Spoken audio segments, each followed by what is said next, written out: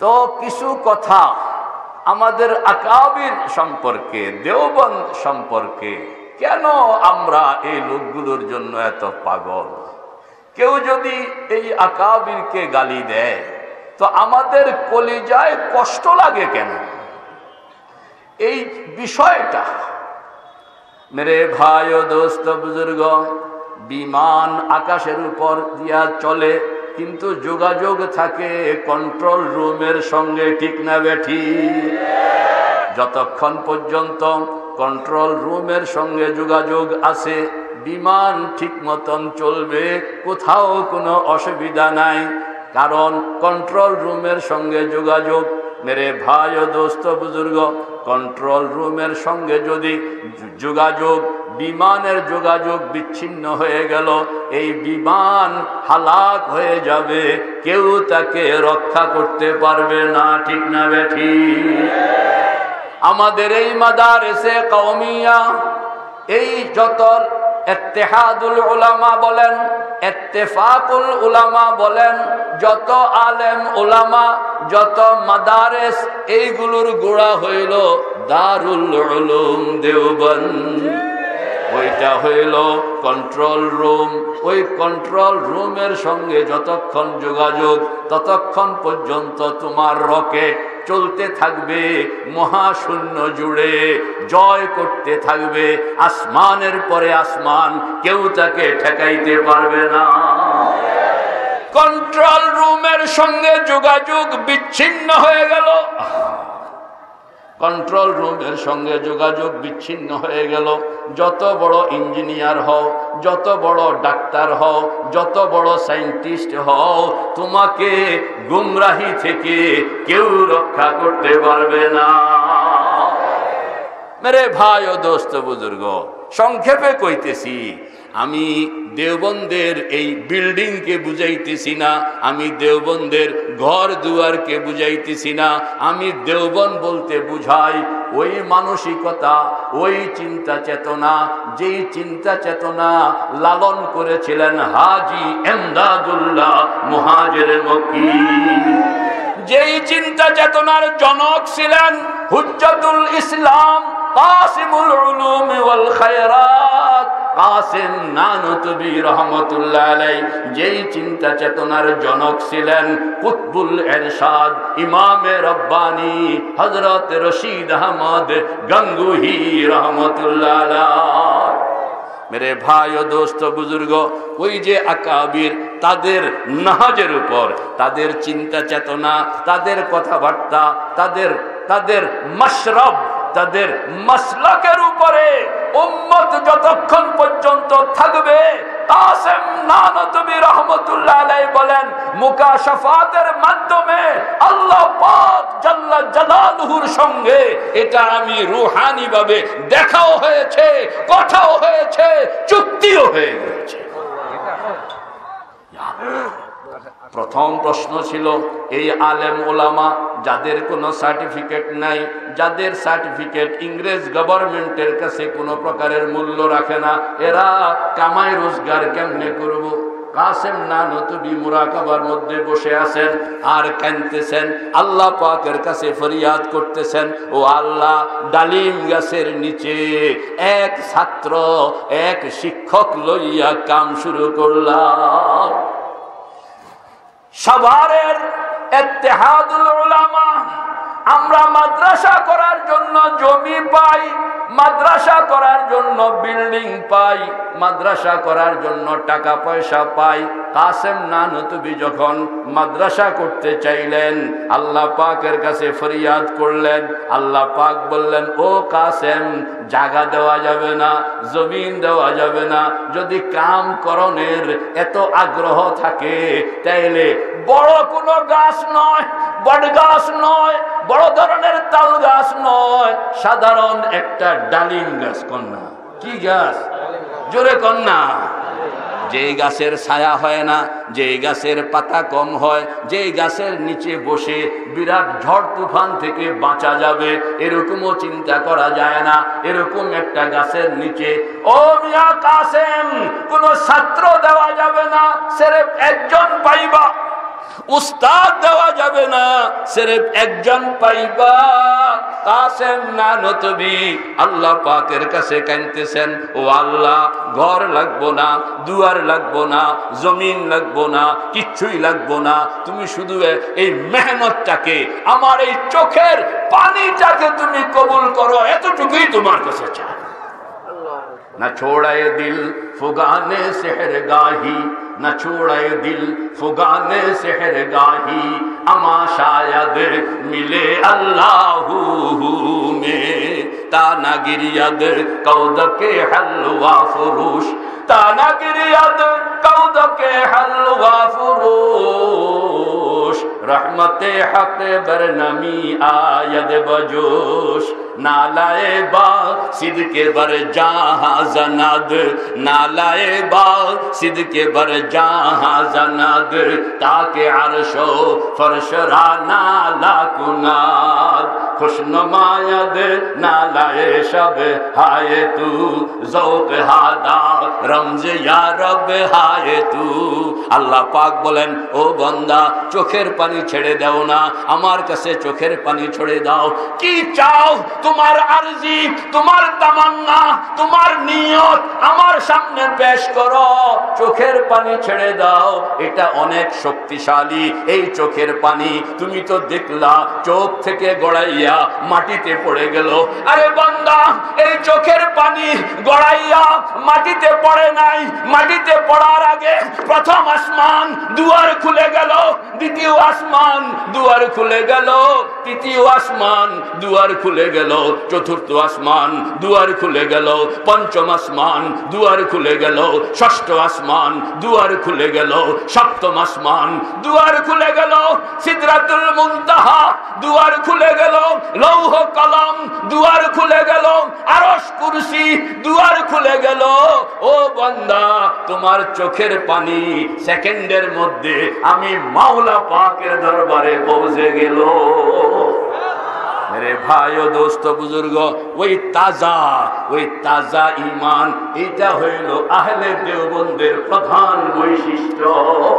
মুসল্লা है हमारे तख्त शाही, कौन ছাত্ররা?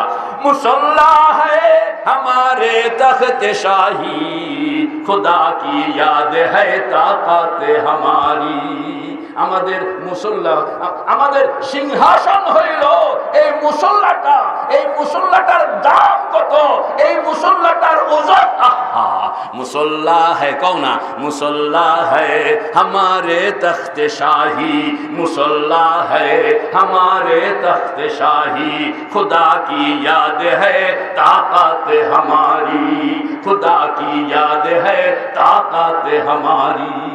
আমাদের বুজুর্গ হযরত মাওলানা ইয়াকুব নানতবী রহমাতুল্লাহ আলাইহিকে জিজ্ঞেস করলেন একজন, হুজুর, আপনাদের মধ্যে কত বড় বড় মানুষ, হাজী আমদাদুল্লাহ মুহাজিরে মক্কি, কাসেম নানতবী, রশিদ আহমদ গঙ্গুহি, এরা ইংরেজের বিরুদ্ধে যুদ্ধ করতেছেন। আরে ফু দিলেই তো হইয়া যায়, যুদ্ধের কি প্রয়োজন ছিল? ইয়াকুব নানতবী রহমতুল্লাহ আলাইহি হাসলেন, পকেট থেকে তসবিহ বের করলেন। কন্যা পকেট থেকে কি বের করলেন? তসবিহ বের করলেন, আঙ্গুলের মধ্যে তসবিহটা ঝুলাইলেন, ঝুলাই একটা ঘুরানি দিলেন, ঘুরানি দিয়া বললেন, শুনো, এই তসবিহটা আঙ্গুলের মধ্যে আটকাইলাম, ঘুরানি দিব, তসবিহটা শুধু একটা চক্কর ঘুরে আসবে। এই একটা চক্কর পুরা ঘূর্ণনটা এক চক্কর পুরা হওয়ার আগে আগে ইংরেজের তক্তে তাউস ভেঙ্গে চুরে চুরমার হইতে বাধ্য। लेकिन ऊपर से मना है, कौन? लेकिन ऊपर से मना है। কিন্তু আল্লাহ পাক বলছেন, দেখো, এটা কিন্তু দুনিয়ার আইনে চলবে। আল্লাহ পাক বলেন, আমি দুনিয়া বানাইলাম, আমি চন্দ্র বানাইলাম, আমি সূর্য বানাইলাম, আমি আসমান বানাইলাম, আমি জমিন বানাইলাম, প্রত্যেকটার জন্য একটা নিজাম বানায়া দিছি। এই নিজাম, এটা রক্ষিত রাখবো আমি, এটা আমার ওয়াদা। কাজেই এই নিজামকে কোনো উপায়ে কেউ ভণ্ডুল করার সুযোগ আমি দেব না। মেরে ভাই ও দোস্ত বুজুর্গ, ছাত্ররা কও, যদি দুনিয়ার সব মানুষ এরকম আব্দুল কাদের জিলানী হয়ে গেলেন আর সবাই তাহাজ্জুদ পড়ে দোয়া করলেন, ও আল্লাহ প্রত্যেক দিন সূর্যটা পূব দিক থেকে উঠে তুমি উঠাও, আমরা সবাই দোয়া করতেছি আগামীকাল থেকে সূর্যটা দক্ষিণ দিক থেকে উঠুক, আলেম ওলামা ফতোয়া দেন, এ দোয়া কবুল হইব? আর কথা কন না কেন? এত মানুষে দোয়া করলো। আল্লাহ পাক বলেন এইগুলোকে আমি একটা নিয়মের মধ্যে আটকায়া দিছি, এই নিয়মকে আমি কিয়ামত পর্যন্ত ভণ্ডুল করব না। ইয়াকুব নানতবী রহমতুল্লাহ আলাইহি বললেন তসবিহটাকে ঘুরানি দিব, একটা চক্কর ঘুরে আসনের আগে আগে ইংরেজের তখতে তাউস ভেঙ্গে চুরে চুরমার হইতে বাধ্য। लेकिन कौन है? लेकिन ऊपर से मना है, लेकिन ऊपर से। আমাদের বুজুর্গ হযরত ফরিদ উদ্দিন আত্তার রহমতুল্লাহ আলাইহি বাগদাদের মধ্যে বসা, সকালবেলা নাস্তা করতে বসছেন, খবর আসছে যে তাতারিরা মুসলমানদের উপর আক্রমণ করার জন্য আগে আসতেছে। ফরিদউদ্দিন আত্তার রহমতুল্লাহ আলাইহি সামনে গ্লাস ছিল, এরকম দেখছেন পানির বোতল, গ্লাস ছিল, গ্লাসটাকে ধরলেন, ডান দিকে ছিল, এটাকে বাম দিকে নিয়ে গেলেন। বাম দিকে নিয়ে গেলেন, খাদেম জিজ্ঞেস করছে হযরত কি করলেন, এটা বাম দিকে নিয়ে গেলেন? কয় যে রাস্তা ঘুরাইয়া দিলাম। কন্যা রাস্তা। এরপরে 1 বছর পর্যন্ত তাতারি সৈন্যরা বাগদাদে প্রবেশ করার জন্য কত না চেষ্টা করলো, রাস্তায় তারা খুঁজে পায় না, ওই রাস্তা ঘুরে। 1 বছর পরে আবার তাতারিরা যখন ঢুকতেছে, ফরিদউদ্দিন আত্তার রহমতুল্লাহ আলাইহি নাস্তা করতে বসছেন, খবর আসছে তাতারিরা মুসলমানদেরকে আক্রমণ করার জন্য আসতেছে। হুজুর হযরত আগের সিস্টেম মতন গ্লাস ধরছে, কন্যা গ্লাস কি ধরছে, এটাকে এখন ডান দিক থেকে বাম দিকে নিয়ে যাবেন। মেরে ভাই ও দোস্ত বুজুর্গ, গ্লাস ধরনের সঙ্গে সঙ্গে একটা আওয়াজ কানে আসলো, নেহি ये मेरी फैसला है, সাবধান গ্লাস ধরবা না, এটা আমার ফয়সালা, তাতারিরা এখন বাগদাদে প্রবেশ করবে। ফরিদউদ্দিন আত্তার রহমতুল্লাহ আলাইহি সঙ্গে সঙ্গে গ্লাস ছেড়ে দিলেন। এটা হইল তাকবীনী ব্যাপার, এটা তাশরীঈ ব্যাপার নয়। এজন্য ওই যুদ্ধে স্বয়ং ফরিদউদ্দিন আত্তার রহমতুল্লাহ আলাইহি মুসলমান সৈন্যদের মধ্যে যোগ দেন এবং ওই যুদ্ধে তাতারিদের বিরুদ্ধে মুসলমানদের সেই যুদ্ধে স্বয়ং ফরিদউদ্দিন আত্তার রহমতুল্লাহ আলাইহি শাহাদাত বরণ করেন। আমি বলতেছিলাম আমাদের শক্তি আছে, ভিতরে একটা শক্তি। আহলে দেওবন্দ কাকে বলে? আহলে দেওবন্দ হলো जिनके पास शरीयत है, तरीक़त है, इत्तिबाए सुन्नत है, इत्तिबाए शरीयत है, इनाबत इल्लाह है, जिहाद है और इलाए कलिमातिल्लाहर জন্য যারা সারা জীবনকে উৎসর্গিত করে দেওয়ার জন্য প্রস্তুত।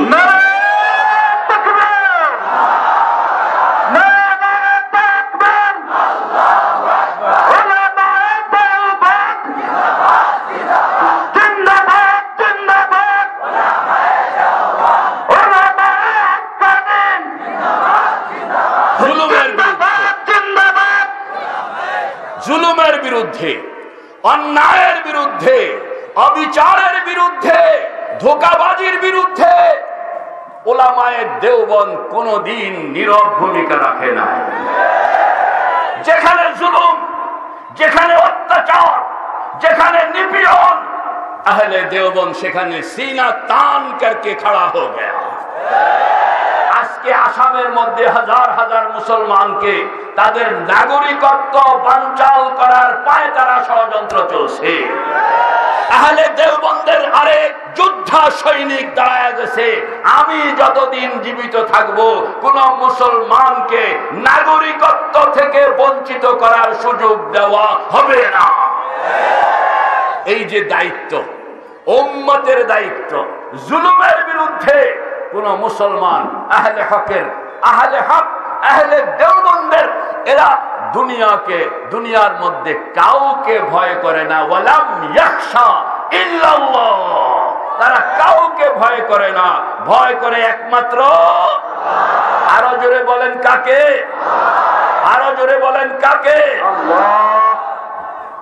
মেরে ভাই ও দোস্ত বুজুর্গ, জুলুম যেখানে, নজরুল বলছে বিদ্রোহী রণক্লান্ত, আমি সেই দিন হব শান্ত, যবে উৎপীড়িতের ক্রন্দন রোল আকাশে বাতাসে ধ্বনিবে না, অত্যাচারীর খড়গ কৃপান ভীম রণভূমেরও নিবে না, বিদ্রোহী রণক্লান্ত, আমি সেই দিন হব শান্ত। এই তো হইল একজন মুসলমানের ভাষা। সে কোনদিন কি হবে? আমাকে হত্যা করা হবে, শহীদ করে দেওয়া হবে। আরে তুমি যেটাকে সবচেয়ে বড় পরাজয় মনে করো, আর আমি এটাকে সবচেয়ে আমার আরাধ্য বিষয় মনে করি। এক মুসলমান, সে তো শহীদ হওয়ার জন্য আল্লাহ পাকের কাছে রাত্রে উঠে আল্লাহুম্মা জাআলনি শাহীদান ফি সাবিলিক ওয়াজআল কবরি ফি বালাদি রাসূলিক। মুসলমান কাঁদতেছে, নরনারী, ও আল্লাহ, গভীর রাত্রে উঠটা কান্দে, তাহাজ্জুদ পড়ে কান্দে, জিকির আজকার করে কান্দে, ও আল্লাহ, আমাকে তুমি এই গরু ছাগলের মতন মওত দিও না, পাবলিকের মতন মওত দিও না, আমাকে হযরত হামজার মতন শাহাদাতের মওত দান করো। আমাকে হযরত হামজার মতন, আল্লাহু আকবার, শাহাদাতের মওত দান করো। আমার কবরটা যদি সম্ভব হয় মদিনা মুনাওয়ারায় তোমার হাবিবের সংলগ্ন বানাইয়া দাও। কে কে তৈয়ার? ইনশাআল্লাহ। নারায়ে তাকবীর।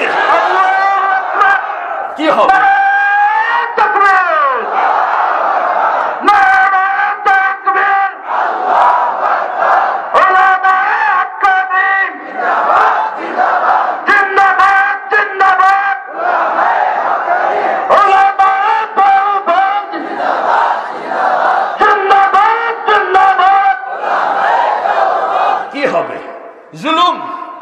জুলুমের বিরুদ্ধে প্রতিবাদ করব, মেরে ফেলবে, ওইটাকে তো আমি আমার সবচেয়ে উত্তম পাওনা মনে করি।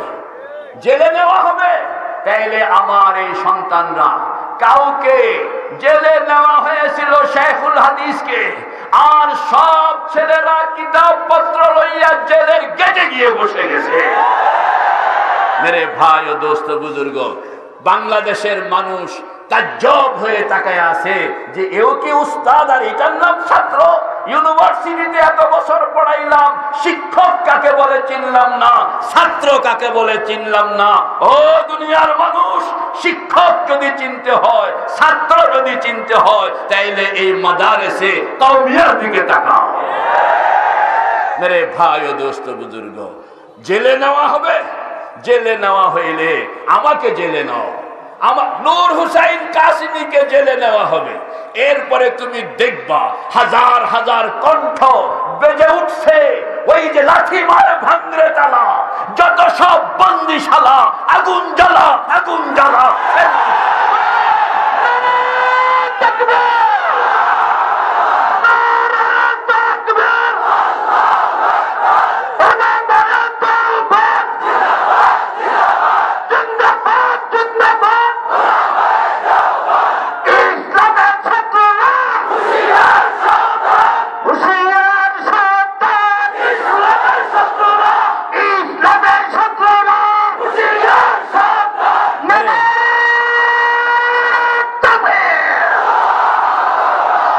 ভাই ও দোস্ত বুজুর্গ, আমাদের ওলামায়ে দেওবন্দ, এরা টাকা দিয়া এই ক্ষমতা অর্জন করেছে তা নয়, সম্পদ দিয়ে এই ক্ষমতা অর্জন করেছে তা নয়, কোন সামরিক শক্তি দিয়ে এই ক্ষমতা অর্জন করেছে তা নয়।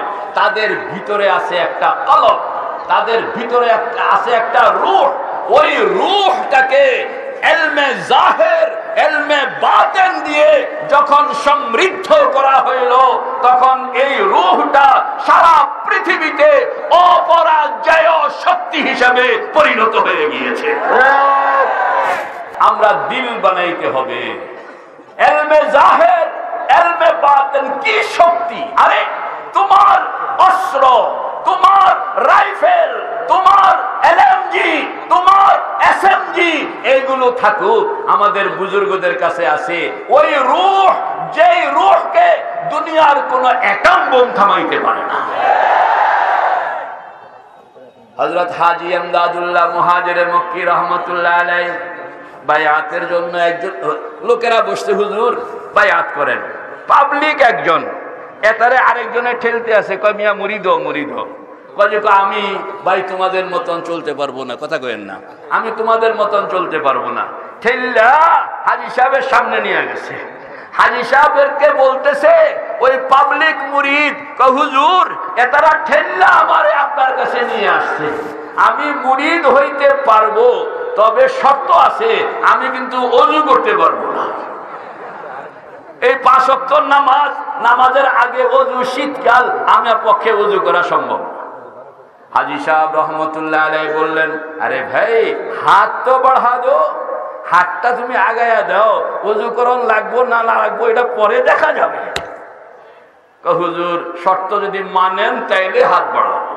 বলে মানলাম।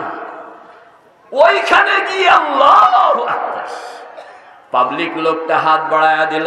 হাজী সাহেব রহমতুল্লাহ আলাইহি ওই পাবলিক লোকটার হাতকে মুঠ করে ধরলেন, চোখটা বন্ধ করলেন, কালিমাতে বায়াত পড়াইলেন, এরপরে ছেড়ে দিলেন। যাওয়ার সময় লোকটা বলতেছে, হুজুর মনে আছে তো, আমি কিন্তু ওযু করব না। হাজী সাহেব বললেন, বাড়িতে যাও। বাড়িতে গেল, যখন জোহরের আজান হইয়া গেল, এখন ওই বেডার সারা শরীরের মধ্যে এমন চুলকানি শুরু হয়েছে, কোন ক্রমে চুলকানি বন্ধ হয় না। বউয়ে কইল, ওযু করে দেখো তো চুলকানিটা কমেনি।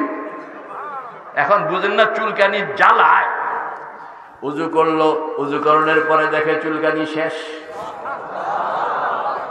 ওযুই যখন করলাম তাহলে নামাজটা পড়ে ফেলি। জোহরের নামাজ পড়লেন, আসরের নামাজে কিন্তু ওযু করব না। আসরের আজান হইল, আবার চুলকানি শুরু হইল। মাগরিবের আজান হইল, আবার চুলকানি শুরু হইল। এশার আজান হইল, আবার চুলকানি শুরু হইল। বেটা 5 ওয়াক্তে পড়ছে। পরের দিন গিয়া কয়, হাজী সাহেবরে কয়, হুজুর চুলকানি কি লেগে বাড়াইছেন? হাজী সাহেব বললেন, আরে কি বাড়াইছি আমি তো জানি না। হেদায়েতের মালিক কে? হেদায়েতের মালিক কে? হেদায়েতের মালিক কে? লাইন মতন হাঁটো, আহলে হকের সঙ্গে থাকো, তোমার ভিতর থেকে কাম কিভাবে করাইতে হবে করাই নাই জানে। রে ভাই ও দোস্ত বুজুর্গ, হাজী সাহেব রহমতুল্লাহ আলাইহিকে জিজ্ঞেস করা হইল, হুজুর এরকম ভাবে তাসখীর কি লাগা প্রয়োগ করেন? হাজী সাহেব বললেন, আমি কিচ্ছু জানি না। হাজী সাহেব রহমতুল্লাহ আলাইহি মক্কা শরীফে তখন হিজরত করা অবস্থায় আছেন।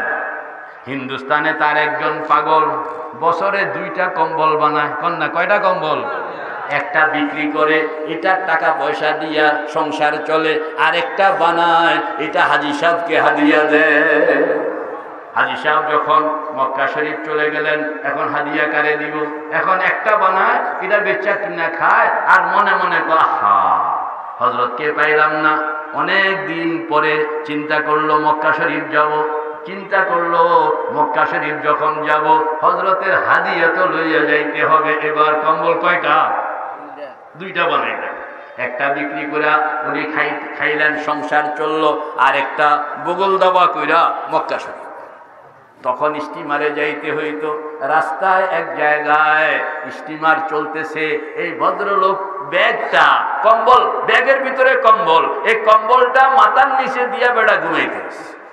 হঠাৎ করে স্টিমার ঝড় শুরু হয়ে গেল, আর এরকম ভাবে স্টিমার ডুবে যাবে ডুবে যাবে। লোকেরা চিল্লাচিল্লি করতে শুরু করলো, আল্লাহু আকবার। ওই লোকটাও পেরেশান হইয়া গেল।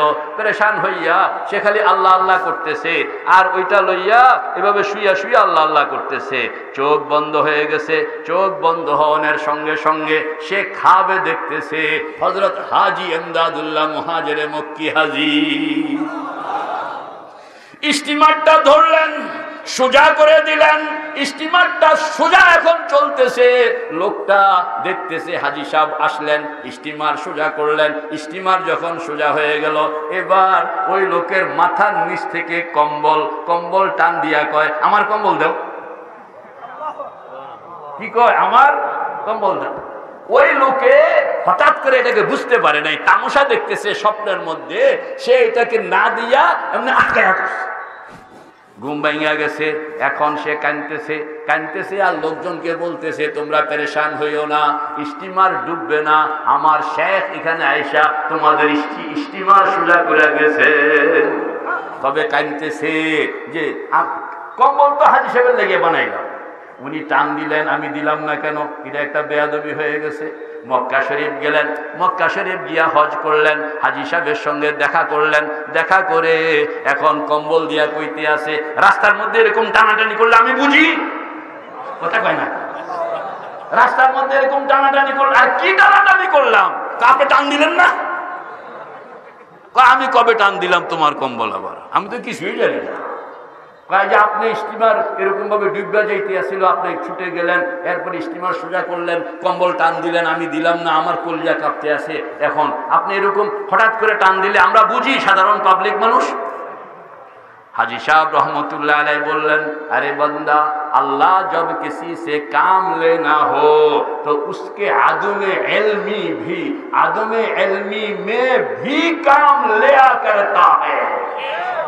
আল্লাহ যখন কোন বান্দা থেকে কাম নেয় তো ওই বান্দা জানেও না তার দ্বারা এরকম ভাবে আল্লাহ পাক কাম নিয়েছে। কি হিম্মত ছিল, কি ঈমান ছিল, কি তাকওয়া ছিল, আল্লাহু আকবার। তাদের রূহের শ্বাসটা দমে আরিফ नसीमे सुबह दम है, दमे आरिफ नसीमे सुबह दम है, उसी से रेशाए माना में नम है। अगर कोई शुआइबाए मुयस्सर, शबानी से कलीमी दो कदम है, शबानी से कलीमी दो कदम है। हाजी साहब रहमतुल्लाह अलैह তখন হযরত গাঙ্গুহি অল্প বয়সের কন্যা, হযরত গাঙ্গুহি হইল তারা পাশ করছে কয়েক বছর, পড়ায় বহুত বড় আলেম, কিন্তু হযরত গাঙ্গুহির চেহারার দিকে তাকাইয়া হাজী সাহেব রহমতুল্লাহ আলাইহি মর্দে হক্কানি কে পেশানি কা নূর, কওনা মর্দে হক্কানি কে পেশানি কা নূর, কব ছুপা सकता है পেশে জি শুউর। আল্লাহ ওয়ালাদের চেহারার মধ্যে একটা নূর থাকে, আল্লাহ ওয়ালা সীমাহুম ফি ওজুহিহিম মিন আসারিস সুজুদ। আল্লাহু আকবার। ওই যে চেহারার মধ্যে একটা নূর, হাজী সাহেব রহমতুল্লাহ আলাইহি চোখটা পড়ছে ওই জওয়ান রশিদ আহমদ গাঙ্গুহির চেহারার দিকে, নূরটা নজরে চলে আসছে, ভালো লাগতেছে। এখন খালি কইতে আছে, রশিদ আমার কাছে আসো, দেখা হইলে কয় আমার এখানে একটু সময় দাও না, চিঠি পাঠায়, রশিদ আমার এখানে একটু আইও না। কোন মানুষ গেলে আসলে কয় যে রশিদ একটু কও না আমার এখানে আসতে। হযরত গাঙ্গুহি রহমতুল্লাহ আলাইহির কাছে চিঠি যায়, আর হযরত গাঙ্গুহি তো খুব ব্যস্ত, সকাল রাত্র 3টা বাজে উঠেন, তখন তাহাজ্জুদ পড়নের পরে 1 সবক পড়ায়, এরপরে ফজরের নামাজ, ফজরের আগে 1 সবক কমপ্লিট হয়ে যায়, ফজরের পরে আবার কয়েক সবক, এরকম ভাবে একাই দাওরা হাদিসের সব কিতাব পড়াইতেন। বুখারী, মুসলিম, তিরমিজি, আবু দাউদ, নাসাই, ইবনে মাজাহ সবই পড়াইতেন। আবার জোহর থেকে আসর পর্যন্ত ফতোয়া লিখতেন, আসর থেকে মাগরিব পর্যন্ত চিকিৎসার কাম করতেন। সুযোগ কোথায়? একদিন হঠাৎ হযরত গাঙ্গুহি রহমতুল্লাহ আলাইহি কোথাও যাবেন, রাস্তার মধ্যে খানকায়ে এমদাদিয়া থানাবন, তো মনে হইল আরে বুড়ায় আমার এখানে বারবার খবর দেয়, শরম লাগে, আজকে বুড়ার লগে একটু দেখা করি। হযরত গাঙ্গুহি রহমতুল্লাহ আলাইহি তখন হাজী এমদাদুল্লাহ মুহাজিরে মক্কি রহমতুল্লাহ আলাইহির খানকায় ঢুকলেন। ঢুকে আসসালামু আলাইকুম। ওয়া আলাইকুম সালাম। হুজুর আপনি খবর দেন, চিঠি পাঠান, শরম লাগে, আমার তো টাইম নাই, আমি তাহাজ্জুদের পরে সবক পড়াইতে আরম্ভ করি, দুপুর পর্যন্ত, আসর পর্যন্ত আবার ফতোয়া লিখতে হয়, মাগরিব পর্যন্ত চিকিৎসার কাম করতে হয়, এশা পর্যন্ত মুতালা করতে হয়, এরপরে শুইতে হয়। আপনার এখানে যে আসবো সুযোগে পাই। আজকে অনেক দিন পরে এখানে একটু সুযোগ পাইলাম, মনে করলাম আপনার সঙ্গে একটু দেখা করে যাই। একা এক ইশক নে মুঝকো জাগায়া, একা এক ইশক নে মুঝকো জাগায়া, जगा कर सो मुसीबत में फंसाया। मेरे भाइयों दोस्तों बुजुर्ग, हजरत रशीद अहमद गंगोही रहमतुल्लाह अलैह बोलें शुधु देखा करते आसছি। हाजी साहब रहमतुल्लाह अलैह खूब नरम हইয়া, मिया रशीद একটা রাত্র আমার এখানে থাকো। কন্যা একটা রাত্র, কন্যা একটা রাত্র, কন্যা কয়টা রাত্র? হযরত গাঙ্গুহি রহমতুল্লাহ আলাইহি আমাদের বুজুর্গদের রুহানি শক্তি। ও দুনিয়ার মানুষ একটু খেয়াল করে তাকাও, এই শক্তি এটা অস্ত্র দিয়া ঠান্ডা করা যায় না, ক্ষমতা দিয়া ঠান্ডা করা যায় না, টাকা দিয়া ঠান্ডা করা যায় না। এটা হইল ওই শক্তি যেই শক্তি মাওলা পাকের কুদরতের সঙ্গে লাগা। मुसल्ला है हमारे तख्त शाही, मुसल्ला है हमारे तख्त शाही, खुदा की याद है ताकत हमारी। मेरे भाइयों दोस्तों बुजुर्ग, हाजी साहब रहमतुल्लाह अलैह बोलें रशीद কয়টা রাত্র? কন্যা একটা রাত্র। হযরত গাঙ্গুহি বললেন হুজুর এক রাত্র থাকতে পারি, শর্ত আছে দুইটা। শর্ত আছে কয়টা? এক কও কি শর্ত? বলে এক নম্বর শর্ত, আপনি তো মাঝ রাত্রে উঠবেন, উঠতে আপনি তো জিকির আজকার শুরু করবেন, আমার তো আগের পরের দিন আবার যাইতে হবে, সবক পড়াইতে হবে, ঘুমের ডিস্টার্ব হইলে অসুবিধা আছে, রাত্রে আমাকে জাগাইয়া এরকম ঘুম নষ্ট করা যাবে না। হাজী সাহেব রহমতুল্লাহ আলাইহি বললেন ঠিক আছে মানলাম। আর কি শর্ত? তো আরেক শর্ত হইল ফজরের নামাজের পরে আমি চলে যাব, তখনও আপনি যদি আবার এরকম নরম সুরে কন বলে একটা দিন থাকো না, তাইলে কিন্তু আমার জন্য বিপদ হয়ে যাবে।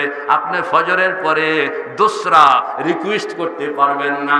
হাজী সাহেব বললেন এটাও মানলাম, যাও। দুইটাই মানছে, রাত্রে ঘুমের থেকে উঠানো হবে না, আর সকালবেলা রিকোয়েস্ট করা হবে না।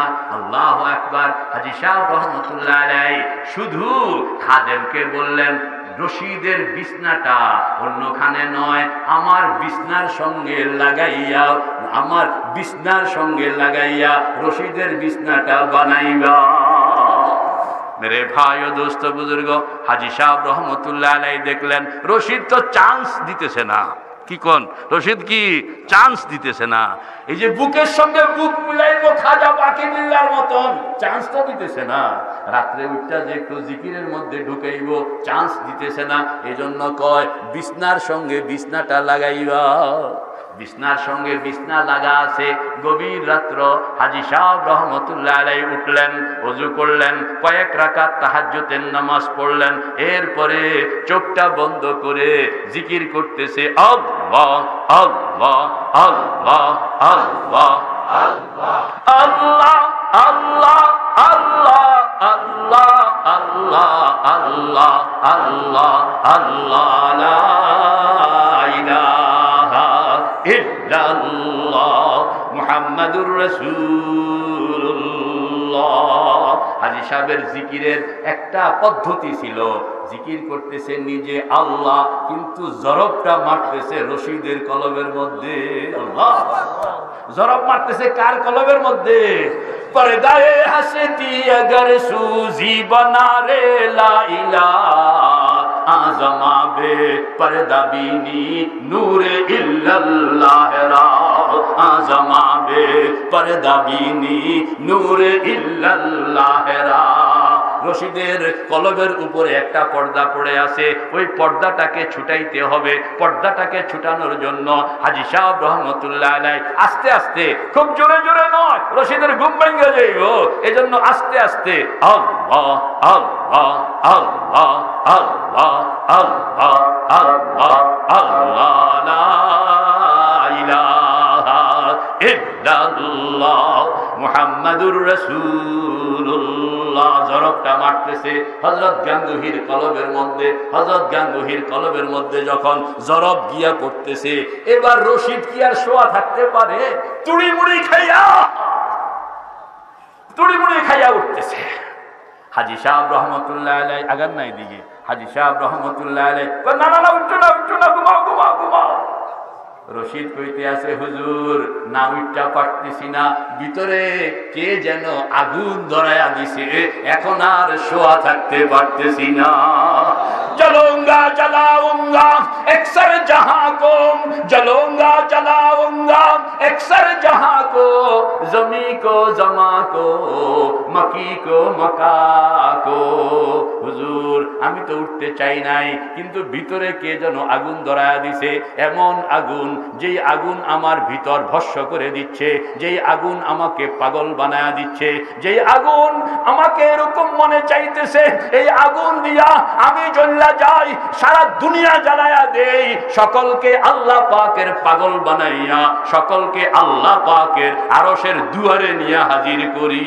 আল্লাহ जलूंगा जलाऊंगा अक्सर जहां को, जलूंगा जलाऊंगा अक्सर जहां को, जमी को जमा को, मकी को मका को। उठा গেলেন হযরত গাঙ্গুহি রহমাতুল্লাহ আলাইহি, ওযু করলেন, তাহাজ্জুদের নামাজ পড়লেন, আর হযরত হাজী সাহেব রহমাতুল্লাহ আলাইহির পিছনে বসে এখন পাগলের মতন जलाई है तौहीद की आग दिल में, जलाई है तौहीद की आग दिल में, खुदी को जलाकर खुदा से मिला है, मकी को जलाया मका को जलाया, जमीओ जमा भी शिकारे फना है, नई एक लगन उसके दिल से लगी है, अजब हालत उसकी जलन में शिफा है, शरीयत का पाबंद तरीकत का पैरो, शरीयत का पाबंद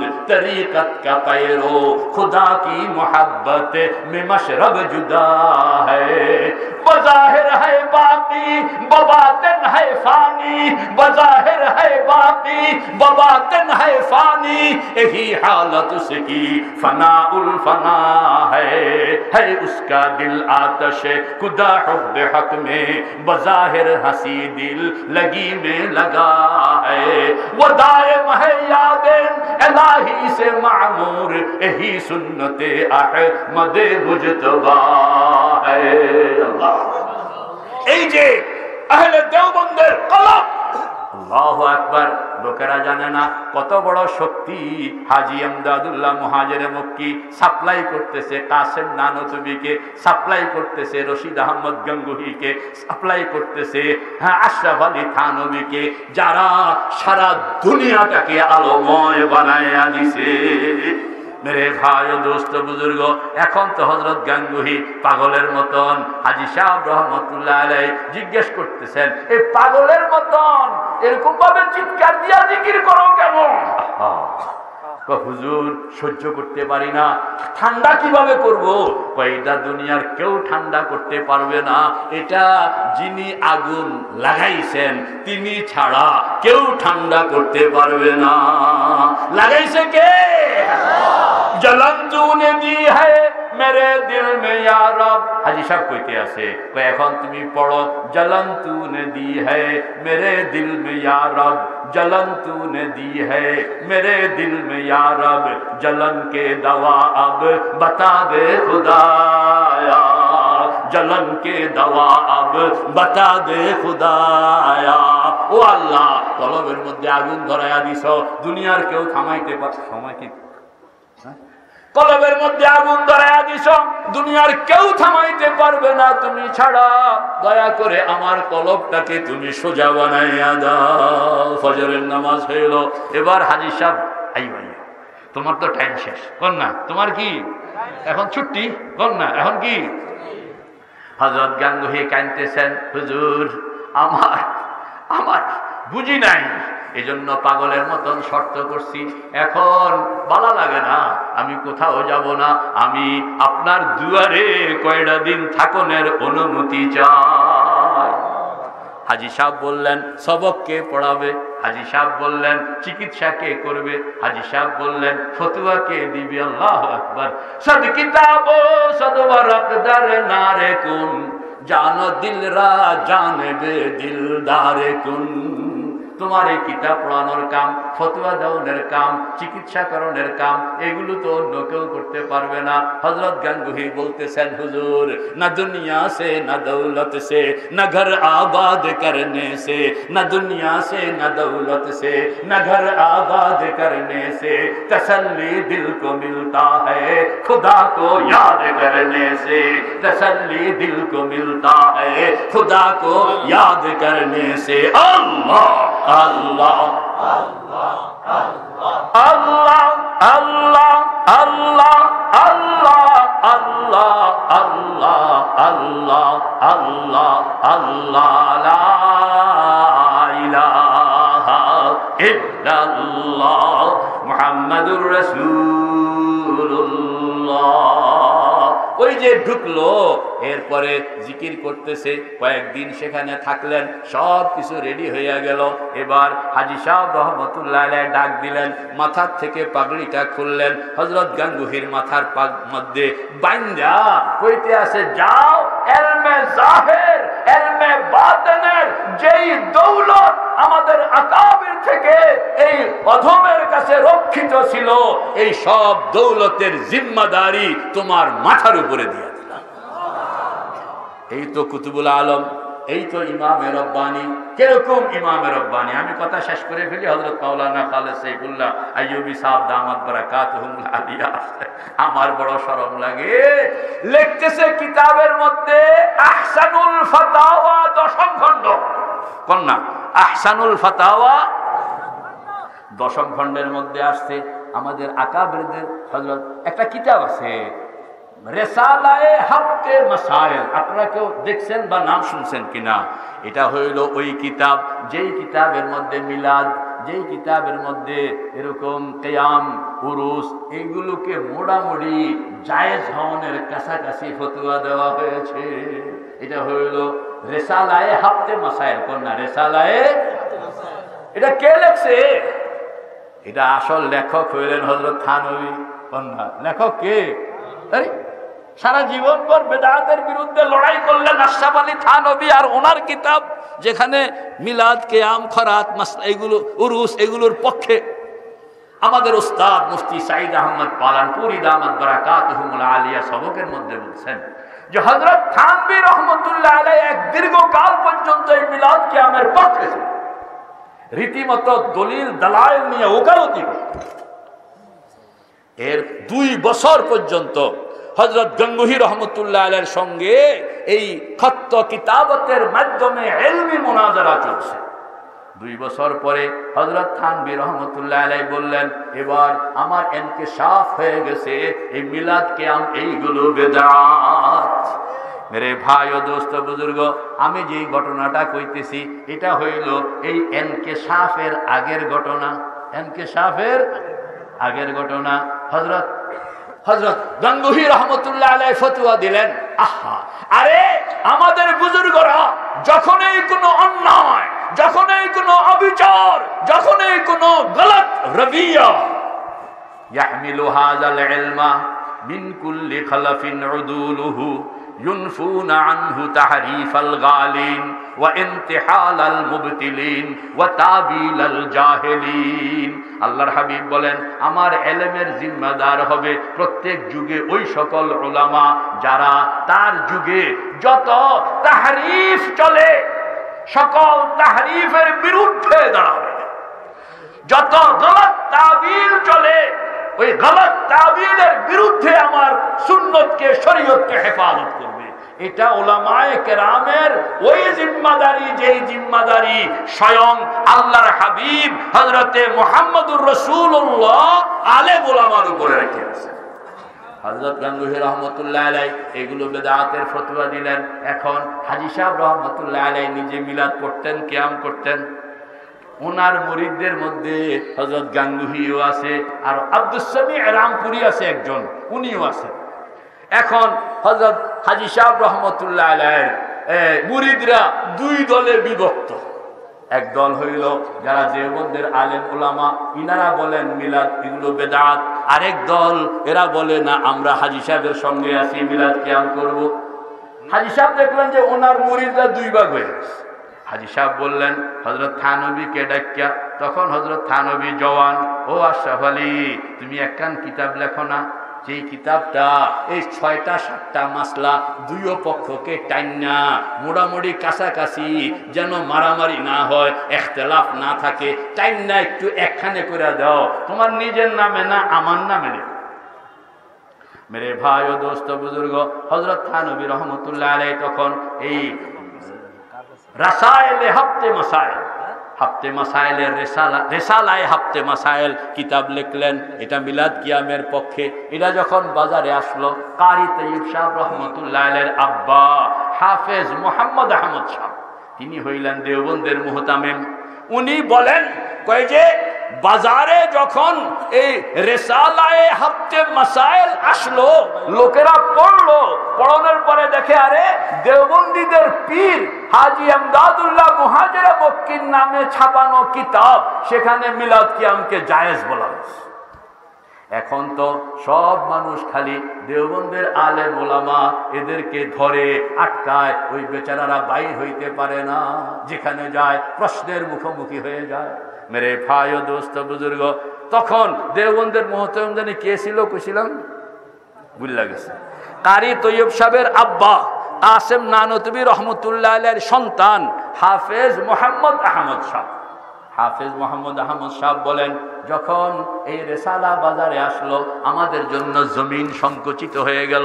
ওই সময়কার একটা ঘটনা, আমি দেওবন্দের বাজারে যাইতেও শরম পাই, লোকেরা আমাকে ধরে এশকাল করে।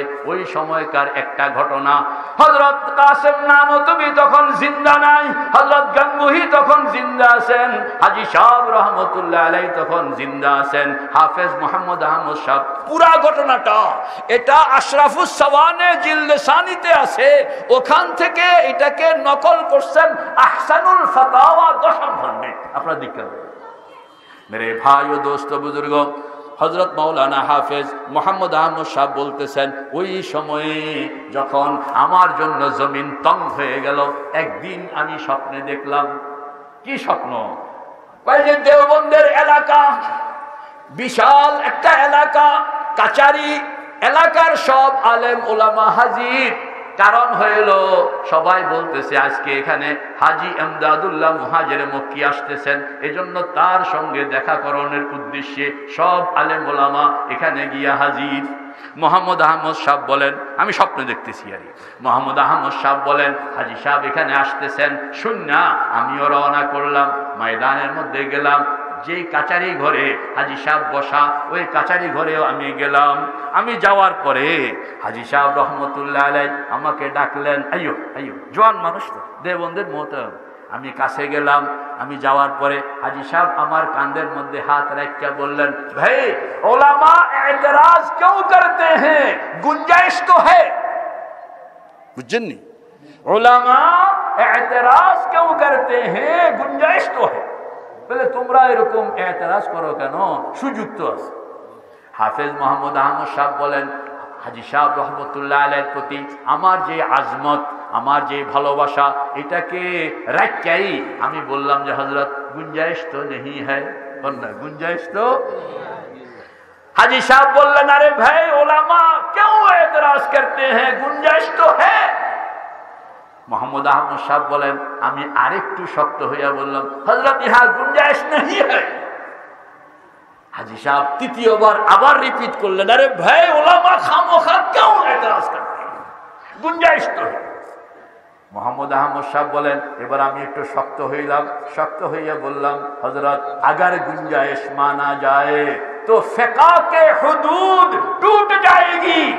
বলে যদি গুঞ্জাইশ মানা হয় তাইলে ফিকার সীমানা সব ভুন্ডুল হয়ে যাবে। হাজী সাহেব রহমতুল্লাহ আলাইহি তখন হাসা দিলেন, হাসা দিয়া বললেন যে ঠিক है, अगर साहिब शरीयत मोहम्मदुर रसूलुल्लाह से ये फतवा मांगा जाए, কথা বুঝছেন?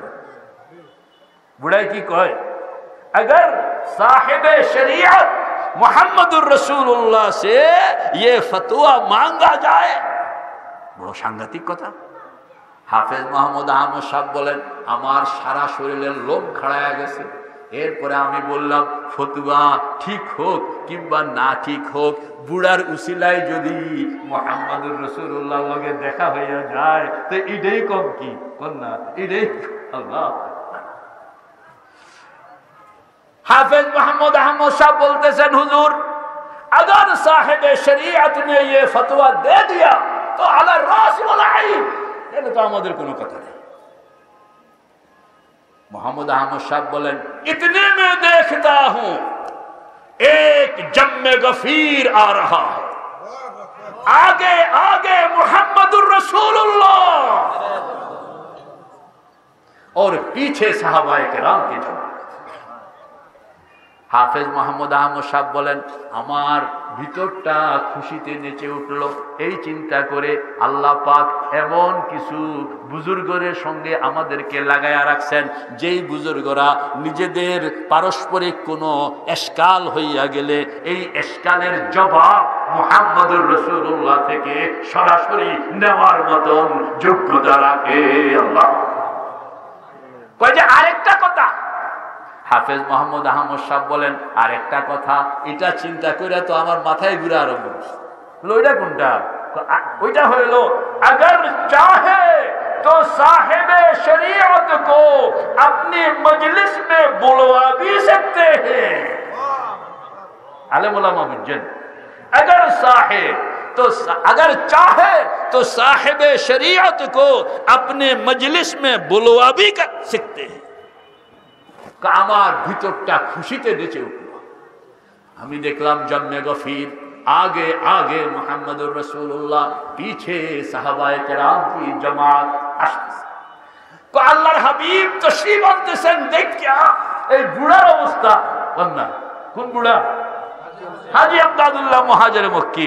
বুড়া তো খাড়ায় গেছে, খাড়াইয়া এখন কি করব দিশা হারায় গেছে, কেমনে ইজ্জত করব। আল্লাহু আকবার। সব দাঁড়ায় গেল এরকম ভাবে দেওয়ালকে পিছনে রাখিয়া হাজী সাহেব রহমতুল্লাহ আলাইহি এরকম দাঁড়ায় গেলেন। ওনার দাঁড়ানি দেখিয়া সব মুরিদ যারা কাচারির ভিতরে ছিল এরাও দাঁড়ায় গেল। আমি তো ছোট্ট অল্প বয়সের, তখন ওনার বয়স হলো 24-25 বছর। তো আমি হাজী সাহেবকে ফলো করতেছি, আর হাজী সাহেবকে ভালো মতন ফলো করানোর জন্য হাজী সাহেবের সঙ্গে দাঁড়াই নাই। হাজী সাহেব যেই দিকে দাঁড়াইছেন আমি তার উল্টা দিকে গিয়া দাঁড়াইলাম, যেন হাজী সাহেব কেমনে কেমনে, আমরা তো এটি বুঝি না, এটিও ওই বুড়া পাগলদের কাম, কেমনে মেহমানকে বরণ করতে হবে। মেহমানও এত বড় মেহমান, যে মেহমানকে ইজ্জত করণের সলিকা আমাদের কাছে নাই। ওই জন্য বুড়া, যেই বুড়া এরকম ভাবে দাওয়াত দিয়ে আনতেছে, ওই বুড়াকে ফলো করানোর জন্য আমি উল্টা দিকে খাড়াইয়া হাজী সাহেবের দিকে তাকাই আছি। হাজী সাহেব যা করে আমিও তা করি। হাজী সাহেব যেমনে খাড়াইল আমিও এমনি খাড়াইলাম। হাজী সাহেব যেরকম অনর আমিও এরকম অনর। দেখলাম মুহাম্মদুর রাসূলুল্লাহ ভিতরে ঢুকলেন, সবার সঙ্গে এরকম মুসাফা করতেছেন। হাজী সাহেবের সঙ্গে মুসাফা করলেন, আরো অন্যদের সঙ্গে মুসাফা করলেন। মুসাফা করতে করতে আমার কাছে এখানে এসে আমার সঙ্গে মুসাফা। হাফেজ মোহাম্মদ আহমদ সাহেব বলেন আল্লাহর হাবিবের হাতের উষ্ণতা আল্লাহ আমার কাছে বড় ভালো লাগছে। আল্লাহর হাবিব মুসাফা করণের পরে আমার কাঁধের উপরে হাত রাখলেন। মরনা একটু আগের দিকে আসেন না, হাতটা কিভাবে রাখছেন? লম্বা করে হাতটা রাখছেন, যে কোনই থেকে এই হাত পর্যন্ত পুরাটা আমার কাঁধের উপরে।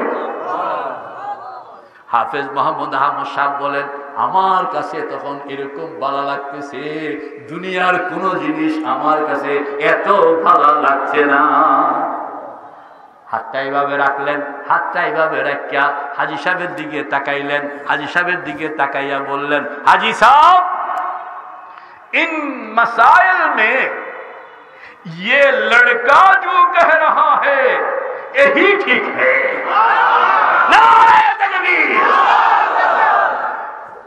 हाथ रखा बोल हाजी साहब इन मसाइल में ये लड़का जो कह रहा है यही ठीक है। हाजी साहब रहमतुल्लाह अलैह কথাটা শুনুনের সঙ্গে সঙ্গে এরকম হাতটা এতক্ষণ তো নিচে ছিল, এখন হাতটা এরকম করলেন, আমার দিকে তাকান না, এভাবে করলেন, এভাবে কইরা খাড়া অবস্থা থেকে বসে গেলেন, আবার দাঁড়াইলেন 7 বার। কয়বার? 7 বার বসতেছে আর বলতেছে বজা ও তসলিম, বজা ও তসলিম, বজা ও তসলিম। যে হুজুর আপনি যা বলছেন কোনো এশকাল নাই, মানলেন আমার না 7 বার। কয়বার কন্যা? মাসলা কয়টা? 7টা। হাজী সাহেব উঠছেন বসছেন কয়বার? 7 বার। আল্লাহর হাবিব কাঁধের উপরে হাত রাখলেন, হাত রাখিয়া এরকম কথাটা বললেন, বলার পরে বললেন যে হাজী সাহেব আব मैं जा सकता हूं? या अल्लाह, কি ভদ্রতা, কি শরাফত! হাজী সাহেব তো কাছুমাছু করতেছেন। মোহাম্মদ আহমদ সাহেব বলেন, আমি আমার কাঁধের উপরে আল্লাহর হাবিবের হাত, এটার উষ্ণতা অনুভব করছি, মায়া অনুভব করছি, আমার কাছে বড় আপন লাগতেছে। আমি আল্লাহর হাবিবকে বললাম, ইয়া রাসূলুল্লাহ, ইয়া হাবিবাল্লাহ, হাজী সাহেবের উসিলায় আজকে আপনার সঙ্গে দেখা হয়ে গেল, মনটা বড় ভালো লাগতেছে। আমি তালেবে ইলম মানুষ, অল্প বয়সের যুবক, একটা প্রশ্ন করতাম। বলে হ্যাঁ হ্যাঁ জরুর করো। বলে ইয়া রাসূলুল্লাহ, ইয়া হাবিবাল্লাহ, আল্লাহর হাবিব যে আসলেন, পোশাক হইল হযরত গাঙ্গুহির পোশাক, আরবি পোশাক না। ইয়া রাসূলুল্লাহ, ইয়া হাবিবাল্লাহ, একটা প্রশ্ন করতাম। বলে করো প্রশ্ন।